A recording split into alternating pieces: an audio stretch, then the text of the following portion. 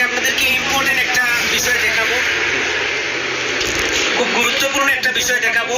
অনেকে আমরা জানি না ইসরায়েলি পণ্য কোনটি, এটা নিয়ে অনেক দ্বিধাদ্বন্দ্বের মধ্যে পড়ে যাই। খুব সংক্ষিপ্ত আকারে আপনাদেরকে ইসরায়েলি পণ্য চেনার উপায়টা দেখিয়ে দিচ্ছি। অবশ্যই অবশ্যই ভিডিওটি সবার সাথে শেয়ার করবেন। এদিকে আসুন। এই যে প্রতিটা পণ্য, দোকানে, দেশে হোক বিদেশে হোক, দোকানে হোক বাকালায় হোক, যে কোনো দোকানে প্রতিটা পণ্যের গায়ে এরকম একটা বারকোড দেখতে পাবেন। এই যে ইসরায়েলি পণ্যের বারকোড হচ্ছে 729, 729 মনে রাখবেন।